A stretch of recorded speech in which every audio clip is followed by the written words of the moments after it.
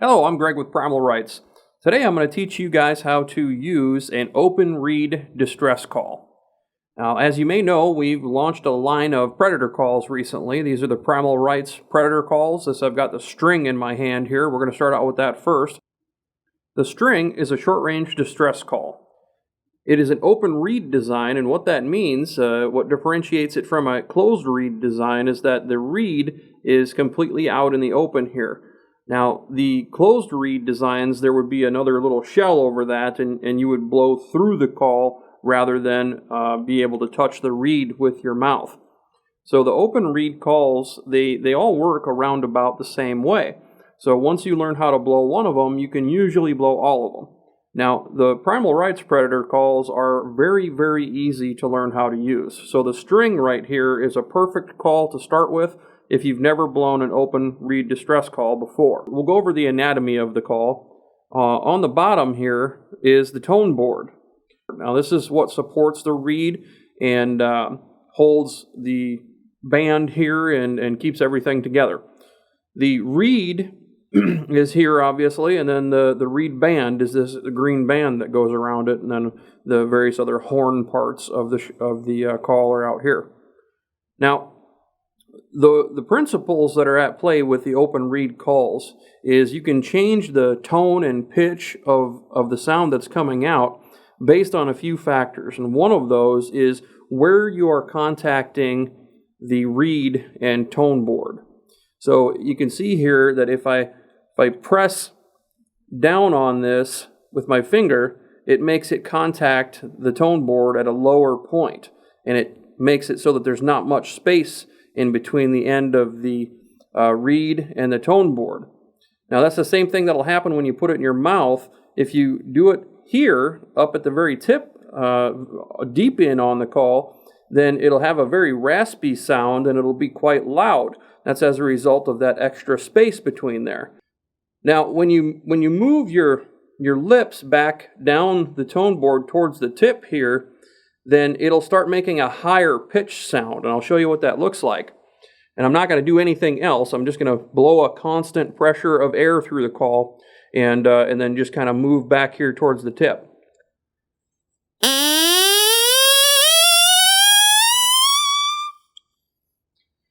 So you can see there, the closer to the tip that I got, the higher pitch the call was. And the same thing if I go the other way.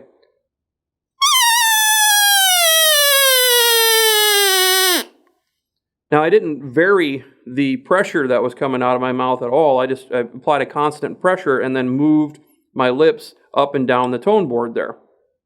Now, the next thing to consider is just how hard you're blowing through the call. And it is possible to put too much air or too little air through the call. If you put too little through, it won't do anything at all. If you put too much through, sometimes it'll close off the reed. The reed will just get pressed right against the tone board there, and you won't really have any airflow. So if I blow too hard, it just sounds like a whistle. And if I don't blow hard enough, it just blows air through the call and nothing happens. So you have to find that nice balance of air pressure to achieve the volume and the sound that you're looking for. You can see there, I can change the sound that's coming out just by blowing more pressure or less pressure. And I don't change anything else. Now, each of these principles by themselves are important to understand so that you can combine them to achieve the desired sound later on. The next thing is just simply fine-tune the control of how much breath and pressure you're putting in there, and as well as understanding that your mouth is essentially an echo chamber. When you place this call into your mouth now becomes a part of the call. So if you put your lips around the call and you blow a constant pressure, but then you open your jaws, keeping your lips closed around the call, you can also have a slightly different tone or pitch come out of the call. Now that's largely as a result of fine-tuning the air volume control through the call, because obviously if you're creating more space inside your mouth, the amount of air pressure that you're outputting from your body is going to change because you have a larger cavity to fill inside your jaws there. So I'll demonstrate that here.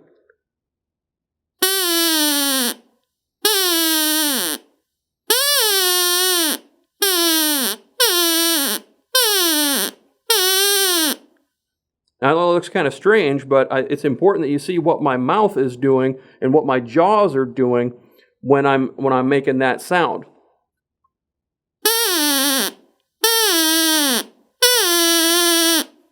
See, I'm still maintaining a enclosure with my lips, so I'm making sure air doesn't escape around the call, and I'm making sure that the air is blowing through the call.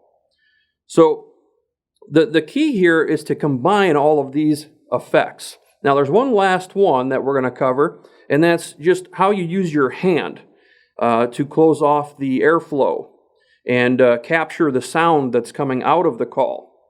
So the Primal Rights Predator calls have been designed with all of these aspects in mind. So we didn't take into account just one type of person's mouth or one type of sound that we want to create. We wanted to create a call that would produce the widest level of sound that we could and have it be very controllable. So obviously it was important that we be able to choke off all the airflow coming out of the call effectively. So all the calls are sized so that you can grab them very easily in your hand and hold them in there. And now you can see there, I just kind of wrap my hand around that call with my thumb and my fingers here.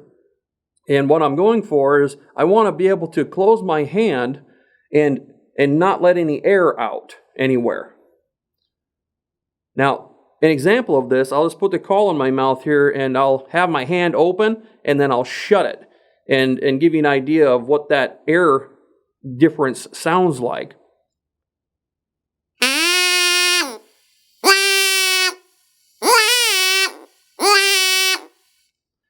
So if I close my hand around the call like that, you literally cannot blow anything through the call at all because you have a little air leakage around the sides, but it's going to shut the sound off completely. So you have yet another control mechanism to work with the sound here. Now, a rabbit distress sound, what we're going for is that kind of crying sound. And if you've ever heard a rabbit squeal in person before, it's pretty vocal. I mean, it's definitely an unmistakable sound. Once you've heard it, nothing else sounds quite like it. And of course, call makers, that's what we're going after, is to get that beautiful, perfect rabbit sound. The string here is the closest that I've ever come to it, and it's pretty incredible how close you can get if you manipulate the call correctly. So now let's add all of those things together in one instance and see what we get. Now I know that I want kind of a crying sound, so if I kind of milk my hand open a little bit like that, I'll be able to get that airflow pulsated correctly, and then I can combine other effects with it as well. So I'm just going to blow a steady stream of air through the call in one location on the tone board here, and I'm just going to use my hand to kind of pulsate that to try to see if I can get a sound that sounds reasonably well.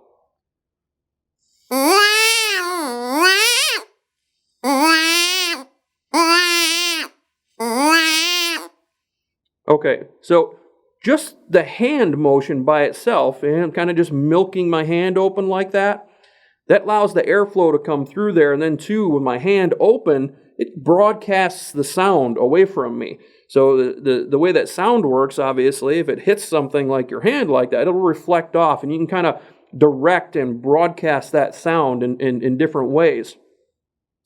So by just doing that, I was able to get the sound to start coming together. Now, if I add a little bit of undulation in my pressure of how hard I'm blowing through the call, I might be able to take that even further.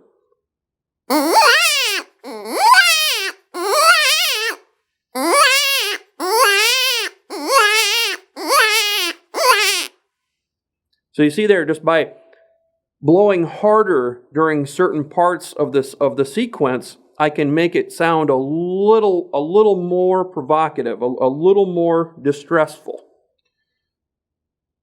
Now, if I at the same time as I'm doing the air control and the flow control with my hand and then undulating the pressure with my lungs, I can move the call along the tone board.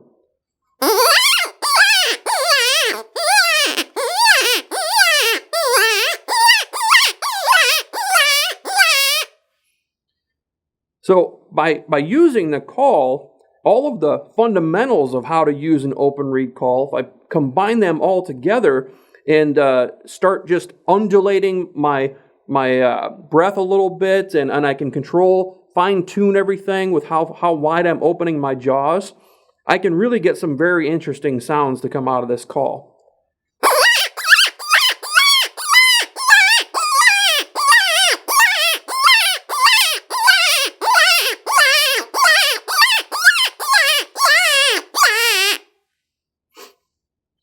Now, one of the great features of our calls is that they don't steal all of your air. You can do a really long sequence with our calls. And they've been designed to be most effective with the least amount of airflow through them. So you don't have to be sitting here taking a huge breath before you start your sequence. The string is a very effective call, and the principles behind the open reed design mean that you can make whatever sounds you're looking to make, whether it be bird distress or rabbit distress, and it's all just in how you manipulate your mouth and your jaw. And there's a tremendous amount of skill and talent that goes into making some very unique sounds. But the standard rabbit distress is what I just demonstrated for you. And from there, you can make all kinds of sounds with it.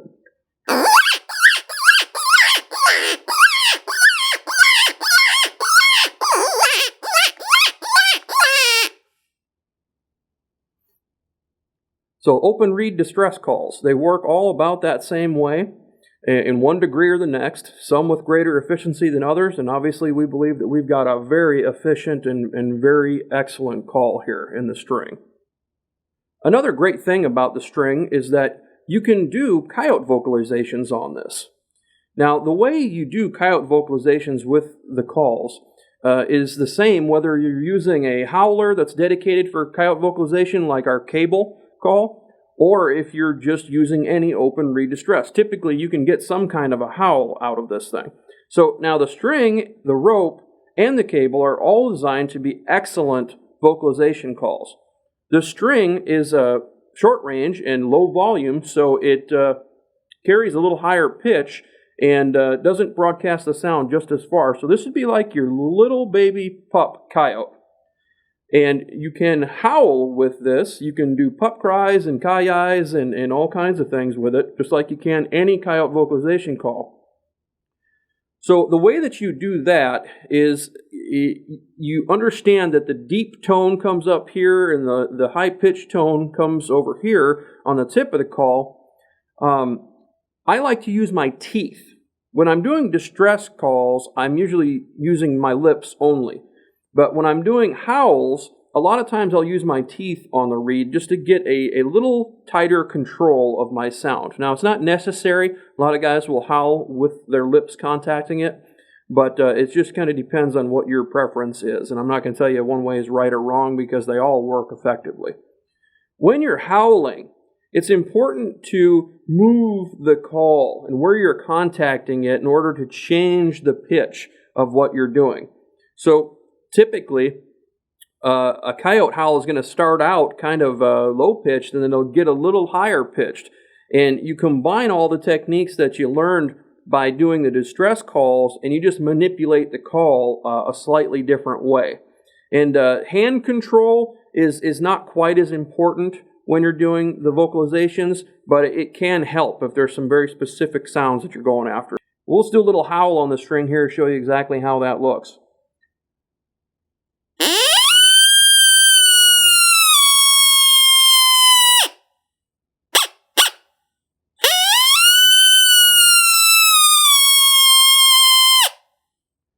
So you can see there, I kind of tipped the call up and let my neck go back a bit, and that way it just lets the air flow a little better, and when you ever see a coyote howling like that, of course, that's what they're doing too, raising their head up in the air, and it kind of just opens up your throat, lets you get a better sound broadcast out of it. And how you tip the call in your mouth is relatively important. So you want to get that angle so that you can get a little bit of a underbite on the call, if you will, and get the movement down the reed that you're looking for. And then you use the volume control just with your breath. So how much force you're blowing through the call kind of changes how the sound is going to emit based on your location here along the tone board. So the key is just to get those things in balance to provide the sound that you're looking for.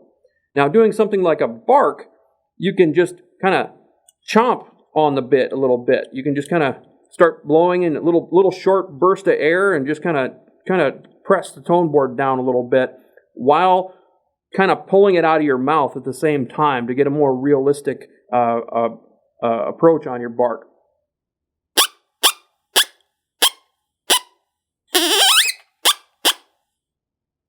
So you can see there by kind of pulling it out like that, it'll shut the air volume off in a more natural way than if you just tried to do it with your breath.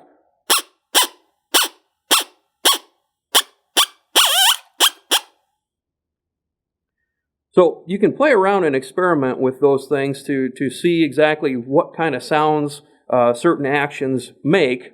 But that's the basics of how you howl on an open reed call, and as well as how you bark. Now, to get the pup cries down, where you've got a hurt coyote or a pup cry, or they're fighting or something like that, that's where you'd kind of nibble on the call there and get it to squealing a little bit, and you kind of work that down towards the tip there. So you can see how I start deep on the call there and just pull that back.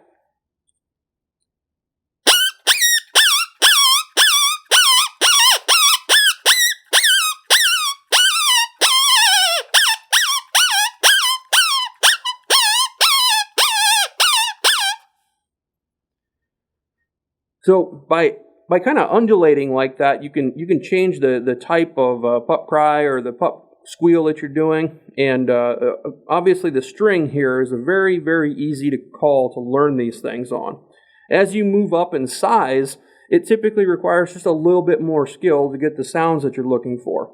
So the string is a great call to start with if you've never used any open reed calls before, because even little kids, I've handed these calls to 5-year-olds and give them about 5 minutes of instruction, and they can figure out how to make these things work. Now, the rope is our long-range distress call. It's very similar to the string in how it behaves. You can do all of the same vocalizations and all of the same distress sounds that I showed you on the string on the rope. It's just that they have a slightly different tone to them, and they're a little louder. The rope here has a larger horn on it, so it's going to broadcast sound a lot farther. So if it's windy or you think the coyotes are a long ways away, you definitely want to use the rope. Very effective in the wind or in any place where there's a lot of distance you have to cover. So I'll make a couple of sounds here on this, and you can see it's virtually the exact same technique.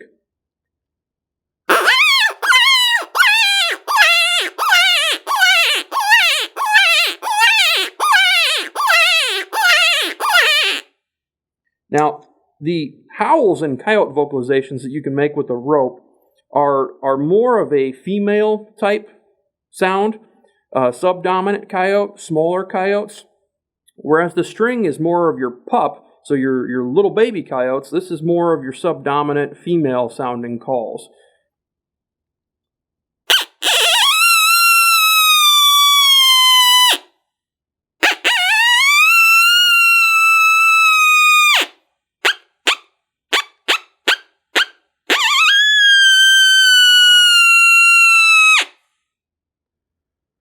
And as I said, you're going to have to experiment with what works for you in terms of how you position this call in your mouth in order to get the sounds that you want to come out of it. But rest assured that if you can't make the sounds that you want with these calls, there's probably no call out there that's going to work for you. Now let's have a look at the cable. The cable is our coyote vocalization call. Now this is what we primarily use when we're going to talk to the coyotes. And it has some features built into it, as does all of our Predator calls, that are completely unique to the Primal Rights calls. And the geometries that are in here are designed to help you with your calling. So you don't have to be an expert caller with 20 years of experience blowing open reed calls to get the sounds that you want to create out of these things. So the Howler, it works the exact same way as the other calls when you're doing Coyote Vocalizations. You can move along the tone board and reed area here with your contact points in your mouth to achieve this different tone and different pitch. The difference is that the cable is very loud. I have been able to start getting coyotes to respond to me from well over 2 miles with this thing. So it is extraordinarily loud, to the point where I can hardly hear the coyotes, but yet I was able to interact with them and get them talking back. So the cable is going to produce a very realistic coyote sound and allow you to produce the coyote vocalizations that you're looking to produce.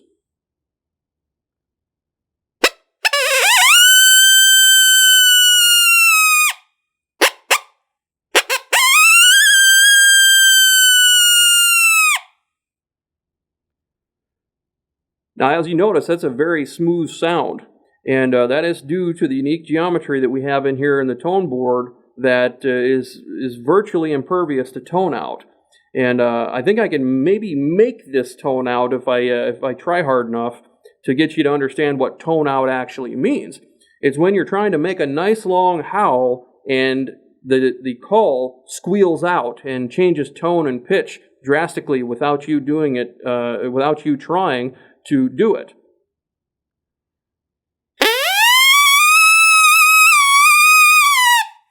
Yeah, I can't even really make the cable not do it correctly. But rest assured that you'd have to try really hard to get the cable to mess up for you. Whereas a lot of other calls, a lot of other howlers on the market, they have a tendency to steal a lot of your breath. So it takes a lot of air pressure to get them to work correctly, and then too they tone out very frequently. It takes a lot of discipline and a lot of practice with the call before you can get it done right, whereas the cable is going to do it right every time.